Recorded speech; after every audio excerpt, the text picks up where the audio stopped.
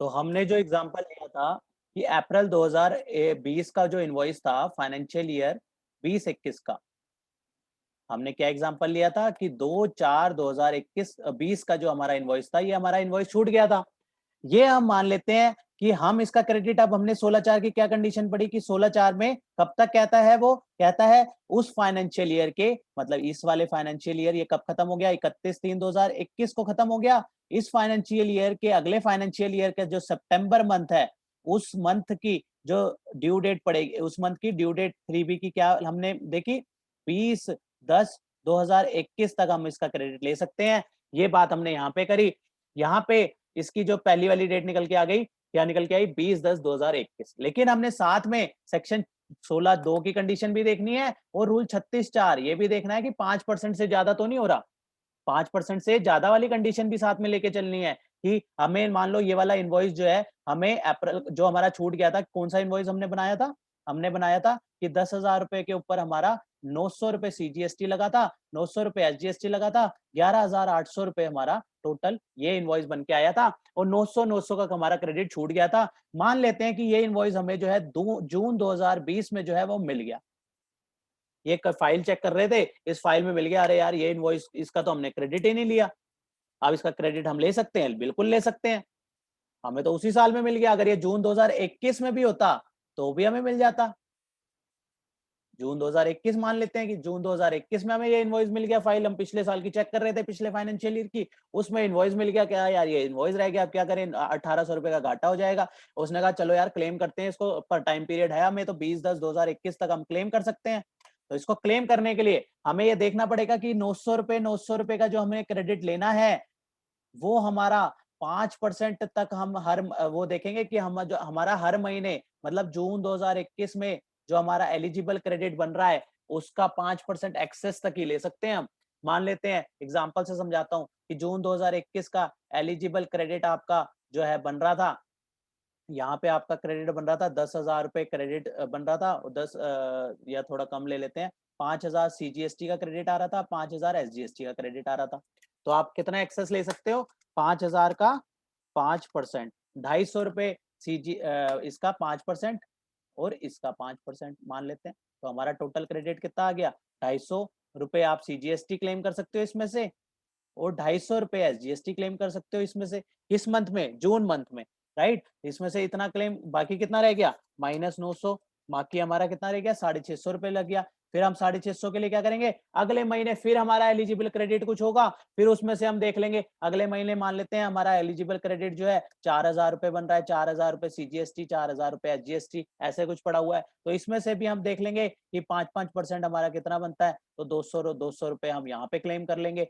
तो यहाँ पे अब इसमें से हमने जो है अगले महीने 200 अब हमें जो है, लेकिन ये कब तक हमें खत्म करना है, यहाँ पे अब हमारा 450 रुपए फिर भी बच रहा है, लेकिन हमें ये कब तक 450 का टाइम मिल रहा है हमें, 20/10/2020 तक। अगर ये 450 में से अगर हमारा लास्ट में 150 रुपए रह गया और 150 रुपए यहाँ रह गया, हम जो है 20, हमारी ये डेट आ गई, ये 20/10/2021 की डेट आ गई, हम इसके बाद जो है हमारे को 150 का क्रेडिट नहीं ले पाएंगे। समझ आ गई। तो इस तरीके से जो है हमें रूल 36(4) का भी लिमिट देखनी है, 16(2) की भी कंडीशन देखनी है, और साथ में अब जो हमने पढ़ा 16(4) की भी कंडीशन देखनी है, जो कि कहता है अगले साल के सितंबर मंथ की 3B की ड्यू डेट। और साथ में एक कंडीशन और है, अभी तो हमने एक ही कंडीशन देखी है कि 16(4) में एक कंडीशन के साथ दूसरी एक कंडीशन और है, वो कहता है एनुअल रिटर्न, एनुअल रिटर्न की फाइलिंग डेट।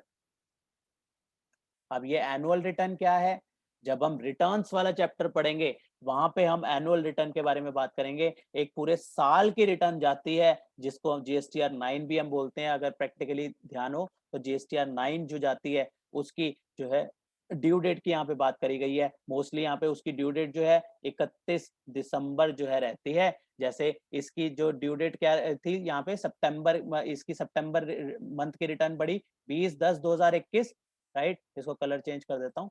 ये हमारी कंक्लूसिव डेट निकली 20/10/2021, कौन से फाइनेंशियल ईयर की, के लिए, 20-21 के लिए। और इसकी एनुअल रिटर्न कब तक हमें फाइल करनी होगी? इसकी एनुअल रिटर्न हमें फाइल करनी होगी 31/12/2021 तक हमें इसकी एनुअल रिटर्न भी फाइल करनी पड़ेगी। तो ये 2 लिमिट जो अब रेड में हमने मार्क करी है, फाइनेंशियल ईयर 20-21 के लिए जो है एप्लीकेबल डेट बन गई, वो बन गई 20/10/2021 और साथ में और 31/12/2021 whichever is earlier, whichever is earlier. ये जो है प्रोविजन में सेक्शन 16 सबसेक्शन 4 में जो है ये डेट स्पेसिफाई करी गई कि इन डेट पे जो डेट आपकी पहले आ जाएगी वो डेट जो है आपकी आखिरी दिन बन जाएगा क्रेडिट लेने का।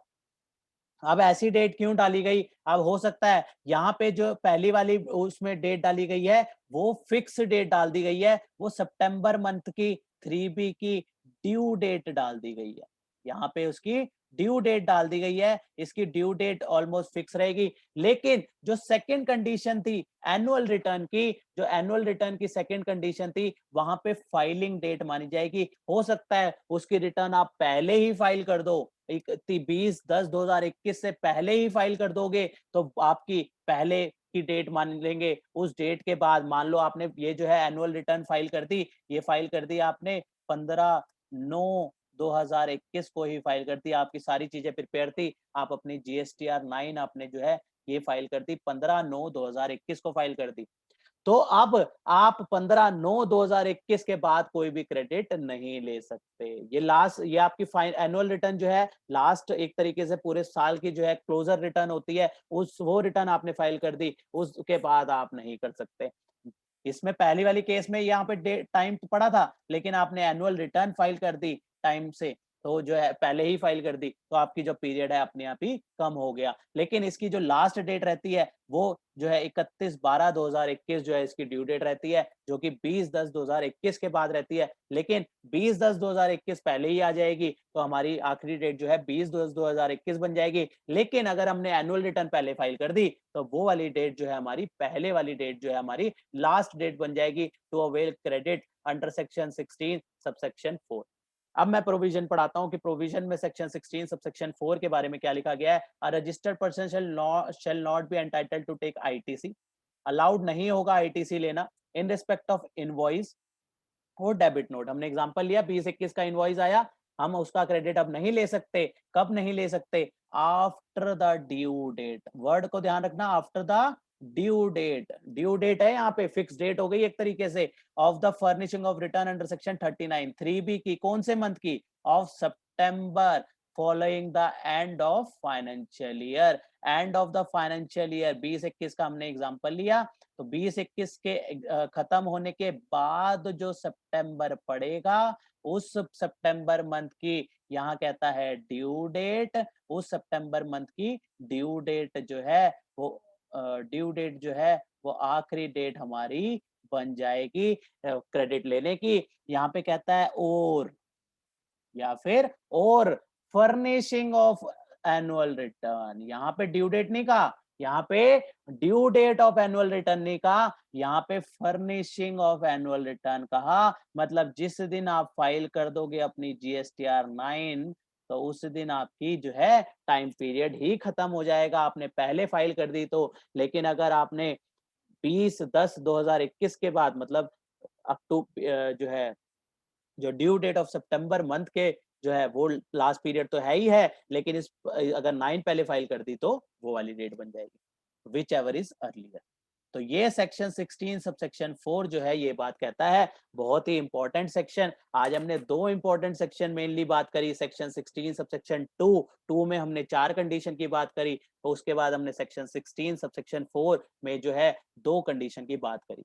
अगर इस लाइन में हम और आप हैं तो ये कंडीशन, ये सेक्शन हमें हमेशा ही काम आने वाले हैं। आज के बाद ये माइंड में छप जाने चाहिए, इसलिए इसमें इतना हमने टाइम लगा दिया। हमने अराउंड 2 घंटे इसके ऊपर डिस्कशन करी और सेक्शन सिर्फ एक, वो भी अभी तक हमने पूरा डिस्कस नहीं किया है, उसमें भी रहता है। क्यों इतना टाइम लगा रहा हूँ? क्योंकि ये सेक्शन हमें हमेशा काम आने वाला है, हमें हमेशा जो है इसका यूसेज आएगा, और अगर हमें प्रोविजन क्लियर होंगे तो हम अलग ही उसका जो है इम्पैक्ट जाता है फिर। इसके बाद अब लास्ट इसका प्रोवाइजो मैं कराने जा रहा हूँ। आज हमने सोचा था कि सेक्शन जो है 16 और 17 कर लेंगे, लेकिन इसी में काफ़ी टाइम लगा। लेकिन क्योंकि टाइम लगाना बहुत ज़रूरी था, इसको डिटेल में समझाना बहुत ज़रूरी था ताकि कोई भी कन्फ्यूजन ना रहे। मोस्ट इम्पोर्टेंट सेक्शन हमारा बनता है सेक्शन 16। कोई बात नहीं, ये आज के डिस्कशन में खाली एक ही सेक्शन हो पाया, लेकिन मज़ा तब आएगा जब ये सेक्शन जो है हमें छप जाना चाहिए माइंड में। इसका लास्ट प्रोवाइज़ो हम करके दोबारा से इसको रिवाइज़ करेंगे ताकि आज मज़ा आ जाए, आज हमें लगा कि हमने कुछ किया है और ताकि जो है सेक्शन 16 का जो है हमेशा जब भी हम प्रैक्टिकली याद करें तो आज का दिन हमें याद आ जाए और हमें पता लग जाए कि हाँ, हमने उस टाइम पे जो है ये कंडीशन हमारे माइंड में छप गई है और साथ में रजिस्टर में नोट डाउन करी है, तो उससे बढ़िया कोई बात ही नहीं है। और सेक्शन 16 अगर रजिस्टर में नोट करी है तब तो बहुत ही ज्यादा उसका फायदा मिलेगा आगे आने वाले टाइम में। जब भी इसमें दिक्कत आएगी, रजिस्टर खोला, रेफर कर लिया। लास्ट प्रोवाइजो आज का लास्ट प्रोवाइजो कहता है provided that a registered person shall be entitled to take ITC after the due date of furnishing the return under section 39 for the month of September 2018 till the due date of furnishing return under section for the month of March 2019। ये क्या था, इसके बारे में proviso को समझा देता हूँ। 1 जुलाई 2017 को नया जीएसटी आया था। पहला फाइनेंशियल ईयर 17-18 पहला फाइनेंशियल ईयर क्या था जीएसटी का? फाइनेंशियल ईयर 17-18, जिसमें से कि पहले 3 महीने ओल्ड लॉ के थे, उसके बाद 1 जुलाई 2017 से लेकर 31/3/2018 तक का जो टाइम था वो जीएसटी का था। तो ऐसे केस में नया लॉ जो है समझना और उसके बाद इस तरीके की 16 की कंडीशन को अच्छी तरीके से समझना जो है और सितंबर तक में क्रेडिट लेना जो है काफी ज्यादा जो है मुश्किल हो गया था। तो इसलिए जो है गवर्नमेंट ने इस तकलीफ को समझा और जो फाइनेंशियल ईयर 17-18 का जो सितंबर मंथ की ड्यू डेट का जो टाइम था, जो कि अगर हम कहें कि 20 तारीख जो है वो 20 अक्टूबर 2018 का जो टाइम था, उसको बढ़ा के जो है उसको बढ़ा के मार्च तक का टाइम पीरियड तक वो ले आए थे। वहां पे मार्च 2019 तक का जो है इसको फर्दर एक्सटेंड कर दिया गया था। तो यही यहाँ पे प्रोवाइजो में डाल दिया गया है। ये फर्स्ट ईयर था, इसलिए यहाँ पे जो है इतनी एक्सटेंशन जो है कर दी गई थी, क्योंकि नया एक्ट आया था और जो है लोगों को इतना क्लियर नहीं हुआ था, तो वहां पे लोगों का क्रेडिट ना छूटे और नए एक्ट होने की वजह से गवर्नमेंट को कहीं ना कहीं सपोर्ट करना जरूरी था। तो इसलिए जो है वो सितंबर की जगह काट के जो है वहां पे उस साल के लिए सिर्फ और सिर्फ उसी साल के लिए जो है वहां पे मार्च कर दिया गया था। तो यही यहाँ पे बात लिखी गई है कि फाइनेंशियल ईयर 17-18 के लिए सितंबर 2018 की जगह जो है लिखा कंसीडर करा गया है मार्च 2019। मतलब मार्च 2018 यहाँ पे लिखा गया सितंबर 2018 till the due date of furnishing of return under the section for the month of March 2019। जैसे हम सितंबर 2018 की ड्यू डेट देखनी थी नॉर्मल प्रोविजन के हिसाब से जो अभी हमने पढ़ा, तो 17-18 के लिए हमें क्या डेट देखनी चाहिए थी? सितंबर 2018 की ड्यू डेट क्या पड़ेगी? 20 अक्टूबर 2018। लेकिन 20 अक्टूबर 2018 को सितंबर 2018 की रिटर्न नहीं देखी, उसमें क्या कौन से मंथ की देखी? मार्च 2019 मंथ की ड्यू डेट देखी। तो मार्च मंथ 2019 की ड्यू डेट क्या फॉल करेगी? 20 अप्रैल 2019 जो फॉल करेगी वो उसकी लास्ट डेट मानी गई है। 2017-18 का क्रेडिट लेने के लिए वो लास्ट डेट थी। तो वो सिर्फ एक ही साल के लिए था, ये प्रोवाइजो, ये आगे इफेक्ट में नहीं था, लेकिन ये एक्ट में ही डाल दिया गया है, इसलिए मैं साथ में आपको बता दिया, पढ़ा दिया। लेकिन अब जो है ये प्रैक्टिकली इसका कोई रेलेवेंस नहीं है, लेकिन एक्ट में जो है ये ऐसे का ऐसा ही लिखा गया है। तो मैंने यहाँ पे ये लास्ट में डाल भी दिया, this amendment made specially for financial year 17-18 where ITC is allowed till September 18 return due date. सितंबर 18 की जो ड्यू डेट थी वहां तक जो है क्रेडिट मिलना था, लेकिन इसको बढ़ा दिया गया मार्च 2019 तक की ड्यू डेट के लिए। तो इसको बढ़ा दिया गया था इस डेट को, इसी डेट को जो है वहां पे बढ़ाया गया था। अदरवाइज जो है नॉर्मल प्रोविजन के हिसाब से, यहाँ पे मैंने गलती से यहाँ पे जीएसटीआर 1 लिख दिया है, ये जीएसटीआर 3 भी रहेगा, ये गलती से 1 कर दिया मैंने, इसको ठीक कर देता हूँ। तो 3 मार्च 2019 की जो 3 बी की ड्यू डेट रहेगी वहां तक जो है एक साल के लिए ये इतना रेलिवेंट नहीं है, लेकिन जो मेन प्रोविजो है वो सारे के सारे जो है ध्यान में रखने हैं। इस तरीके से आज हमारा जो है सेक्शन 16 जो है यहाँ पे खत्म होता है, लेकिन मोस्ट इंपॉर्टेंट है इसलिए दोबारा रिवाइज करेंगे, 5-10 मिनट लगाएंगे, 10 मिनट का टाइम है हमारे पास अप्रोक्सीमेट। तो हम 10 मिनट इसकी रिवीजन अच्छे से दोबारा से करेंगे, ताकि हमारे को सेक्शन 16 जब हम परसों रेफर करेंगे इस सेक्शन को, हमारे को आराम से समझ आ जाए। जब हम सेक्शन 17-18 करेंगे तो दोबारा इसमें जो है जंप करेंगे बार-बार, तो हमें जब ये छपा होगा माइंड में, तो 17, 18, 19 बाकी सारे सेक्शन जो है फटाफट समझ में आ जाएंगे, और फिर जो है कोई भी डाउट नहीं रहेगा। सेक्शन 16 क्या था?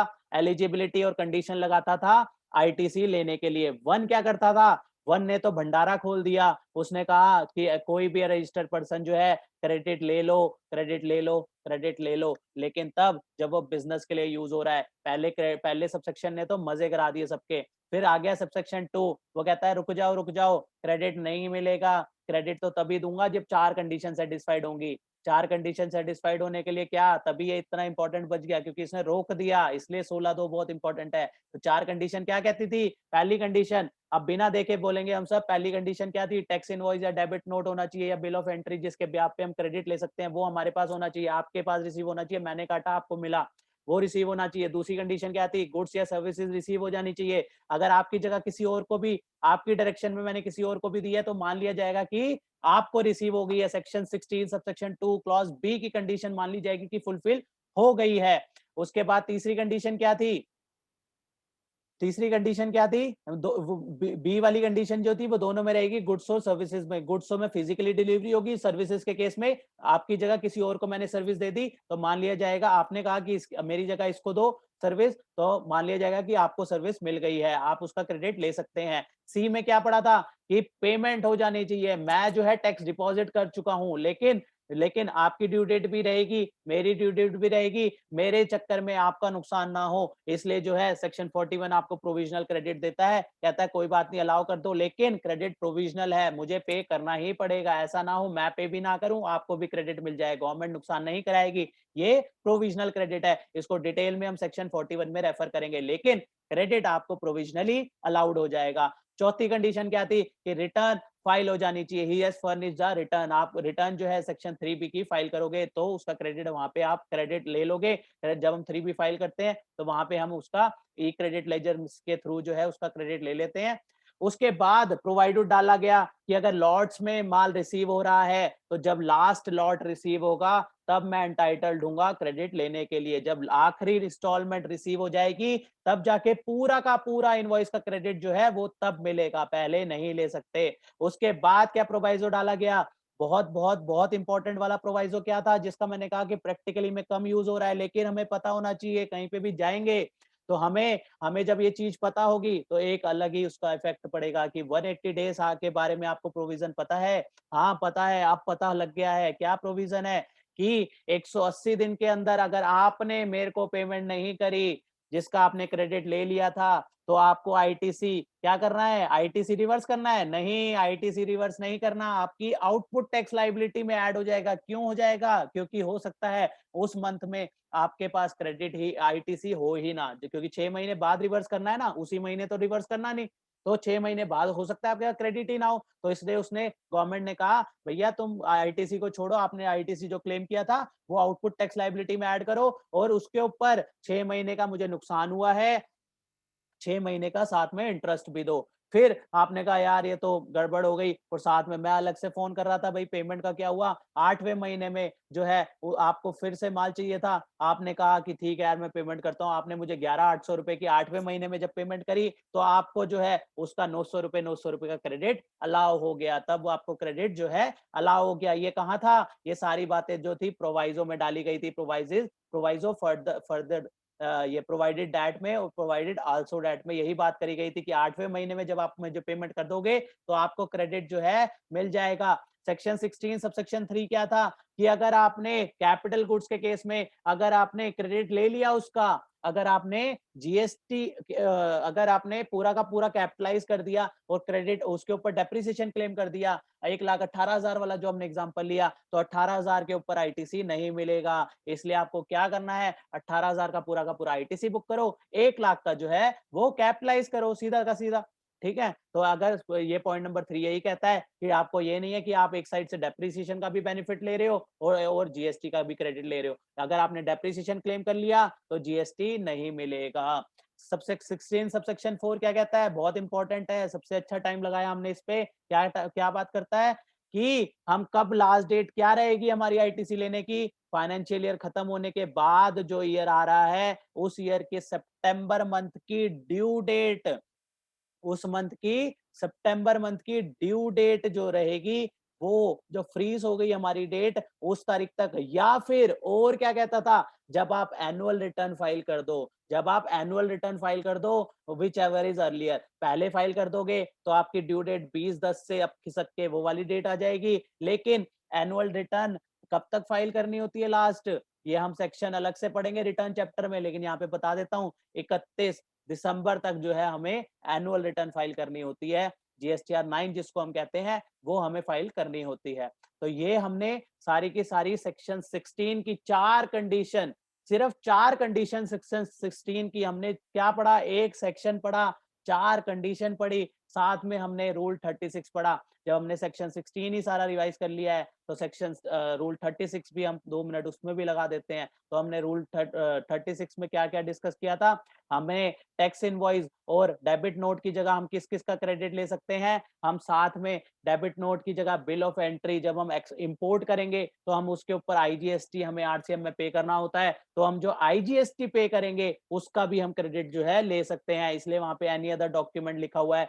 आईएसडी इनवॉइस जो आएगा, आईएसडी इनवॉइस या आईएसडी क्रेडिट नोट जो होगा उसके बिहाफ पे भी जो है हम क्रेडिट जो है वहां पे अवेल कर सकते हैं। कैसे, आईएसडी डिस्ट्रीब्यूटर जो होता है वो क्या करता है, वो क्रेडिट डिस्ट्रीब्यूट करता है, इसके बारे में हम डिटेल में डिस्कस करेंगे क्या होता है आईएसडी, आईएसडी किस तरीके से जो है, उसके बाद जो क्रेडिट फ्लो पड़ा होता है वो सेम पैन के अंदर होना चाहिए, और वो क्रेडिट जो है अपना डिस्ट्रीब्यूट कैसे कैसे करता है उसके बारे में अलग से डिस्कस करेंगे। यहाँ पे जो हम बात कर रहे हैं यहाँ पे ये इन सब का क्रेडिट भी जो है अलाउड होता है। इसके बाद हमने क्या पढ़ा था कि अगर आईटीसी जो है कि कोई डिमांड के तहत अगर एनी कोई फ्रॉड किया था, कोई विलफुल मिसस्टेट, कोई जो जानबूझ के कोई गलत मिस स्टेटमेंट जो है फाइल करी थी, गलत स्टेटमेंट फाइल करी थी, या फिर कोई फैक्ट को जो है छुपाया गया था, तो ऐसे केसेस में आईटीसी जो है नहीं मिलेगा। उसके बाद हमने बात करी थी एक और, क्या बात करी थी, मोस्ट इंपॉर्टेंट बात करी थी, ये तो छप जाने चाहिए, मैंने 3 ही बातें जो है आज की डिस्कशन में कहा कि जरूरी है, सेक्शन 16(2), सेक्शन 16(4) और साथ में रूल 36(4). रूल 36(4) में हमने क्या कहा था कि मैक्सिमम 5% का ही क्रेडिट जो है ले सकते हैं, लेकिन ये जो एक्सेप्शन थी कि कोविड-19 की वजह से 7 महीनों को जो है कंबाइन कर दिया गया था, ये सिर्फ उसी टाइम था, इसको इतना ध्यान रखने की जरूरत नहीं है। लेकिन जो मेन सब रूल है, कहता सेक्शन 6 रूल 36 सब रूल 4 जो कि कहता है सिर्फ 5% तक ही मैक्सिमम ले सकते हैं। ये तो माइंड में, यहाँ सबकॉन्शियस माइंड में इसको बिठा लो, ये तो 5% कभी भी जीएसटी का काम कर रहे हो, हर महीने जो है ये काम आने वाली चीज है। जो एलिजिबल आईटीसी जो आप अपने 2A 2B को चेक करोगे वहां पे एलिजिबल आईटीसी आपको दिखेगा, और आपको कोई इनवॉइस जो शो नहीं हो रहा तो आपको देखना है कि उसको क्रेडिट ले सकते हैं तो कितना मैक्सिमम ले सकते हैं, तो सिर्फ 5% मैक्सिमम ले सकते हैं। मैंने एग्जांपल से भी बताया था कि बाकी लोगों का जो है 50 रुपए का क्रेडिट आ रहा था, लेकिन मैंने जो इनवॉइस दिया आपको 9+9 का, मैंने अपनी जीएसटीआर फाइल नहीं करी थी तो मेरा 18 रुपए का क्रेडिट उस टाइम नहीं ले सकते, तो कितना ले सकते हो, सिर्फ 5% एक्सेस, मतलब 2.5 रुपए एक्सेस, तो 52 रुपए 50 पैसे का ले सकते हो, और 15 रुपए 50 पैसे जो मेरे इनवॉइस का बचा वो कब लोगे, जब मैं अपनी जीएसटीआर फाइल कर दूंगा और आपको रिफ्लेक्ट कर जाएगी, तब आप बैलेंस का जो है फाइल कर सकते हो। तो ये सारी कंडीशन कहाँ थी, रूल 36 सबसेक्शन 4 में, सारी रूल 36 सब रूल 4 में ये कंडीशन जो है डाली गई थी। इस तरीके से हमारा सेक्शन 16 जो है हमारा कंप्लीट होता है। इसमें काफी लेंदी चैप्टर है, लेकिन एक एक पॉइंट इतने इंपॉर्टेंट है। इसके बाद जब हम सेक्शन 17 में आएंगे तो हम स्पेसिफिक डिसअलाउंस देखेंगे कि कौन कौन सा आईटीसी तो अलाउड होता ही नहीं है, कौन कौन सा आईटीसी अलाउड होता ही नहीं है, और उसमें भी क्या क्या कंडीशन है। तो ये इतना मोस्ट इंपॉर्टेंट चैप्टर हमारा बन जाता है। तो अब इसकी अगले पार्ट में हम बाकी पार्ट को डिस्कस करेंगे, सेक्शन 17 1 बाय 1 डिस्कस करेंगे, और रूल्स को भी जो है आगे जो है डिस्कस करेंगे। तो नेक्स्ट पार्ट में हम शुरू करेंगे सेक्शन 17।